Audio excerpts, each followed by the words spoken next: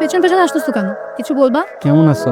দেখতেই তো পাচ্ছ কেমন আছে, আর কিছু বলবা? তুমি কি এখানে পার্মানেন্টলি চলে আসছো? দেখতেই পাচ্ছ স্কুল ড্রেস পরা, হয়তো কোনো স্কুলে অ্যাডমিট হয়েছে তাই, আর অ্যাডমিট হলে তো পার্মানেন্টলি হবে। এভাবে কথা বলতেছো যে? আমি এখন এইভাবেই কথা। স্কুলে যাচ্ছ? এখন কয়টা বাজ? 4টা। এই সময় কি স্কুলে যায় নাকি স্কুল থেকে বাসায় ফির? আমি বাসায় যাচ্ছি। আচ্ছা, সাবধানে যেও তাহলে।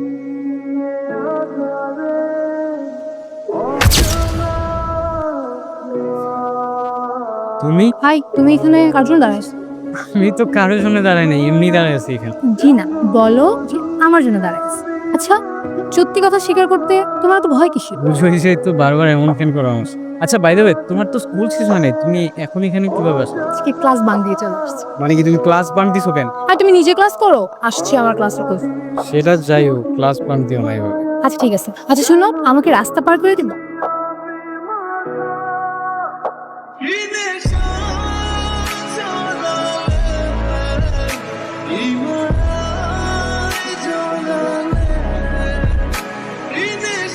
কি হয়েছে?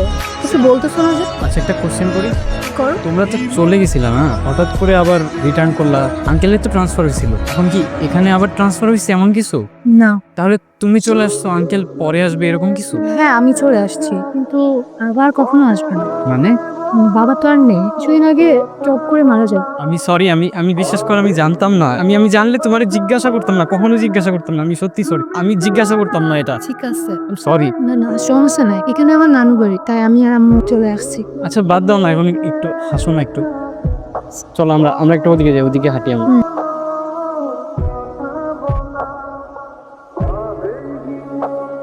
আচ্ছা শোনো, তোমার মনে আছে তুমি এখানে আমাকে যে কান ধরে বস করাইতে?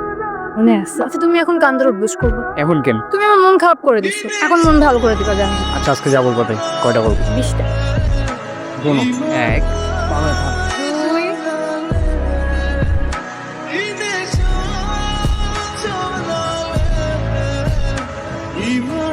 কি এত তাড়াহুড়ো করে ডাকলা যে? সমস্যা? সমস্যা তো একটা আছে। কি সমস্যা? 1 বছর আগে সমস্যা।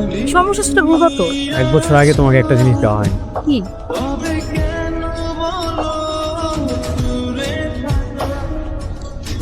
আমার পক্ষে এগুলো করা সম্ভব না। মানে হঠাৎ করে কি হইলো? তুমি বুঝবা না এগুলো। মানে আমি তো শুধু একটা ফুলে দিলাম, সমস্যা কোথায়? একটা ফুল দেওয়ার মানে কি আমি বুঝি আবির। তোমার কি আমাকে ভালো লাগে না? ব্যাপারটা ভালো লাগে না আবির। তো বিষয়টা কিসের আমাকে বলো, তুমি বিষয়টা কিসের? আমি বুঝি না ফারিয়া, আমার সময়গুলো কিভাবে কাটছে। তুমি যখন চলে গেছো 1 বছর, আমার প্রত্যেকটা রাত কিভাবে কাটছে আমি তোমাকে বুঝাইতে পারবো না। তুমি একদিন আমাকে ভালোবাসো, একদিন আমাকে দূরে ফেলে দাও। আর তোমার এই ব্যবহারগুলো আমি বুঝি না ফারিয়া। তুমি বুঝবা না আবির, তোমাকে বলে কোনো লাভ নেই। আমি বুঝবো, তুমি আমাকে বলো, আমি বুঝবো। আমি আমার ফ্যামিলির বড়, আমি ছাড়া আমার মার কেউ নেই। কাল রাতে মা আমাকে কসম কাটাইছে আমি যেন কখনো কোনো ছেলের সাথে রিলেশনে না যাবে। আর তুমি আমার সামনে এসো না প্লিজ। তুমি আমার সামনে চলে আসলে আমি অনেক ইমোশনাল হয়ে পড়ি, আমি নিজেকে কন্ট্রোল করতে পারি না। কন্ট্রোল করতে কেন হবে?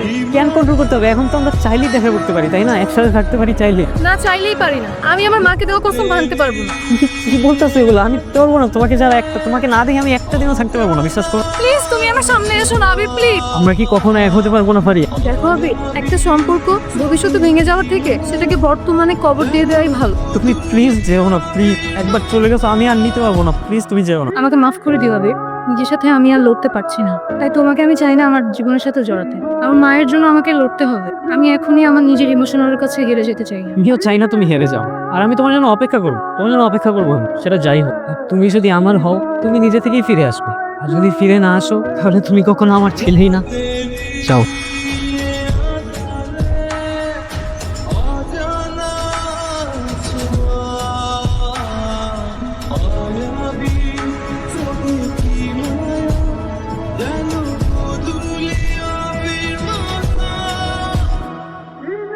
কেন যেন তোমায় আমি বারবার হারিয়ে ফেলি। কথাটা হয়তো সত্য, কিছু কিছু গল্পের কখনো হ্যাপি এন্ডিং হয় না।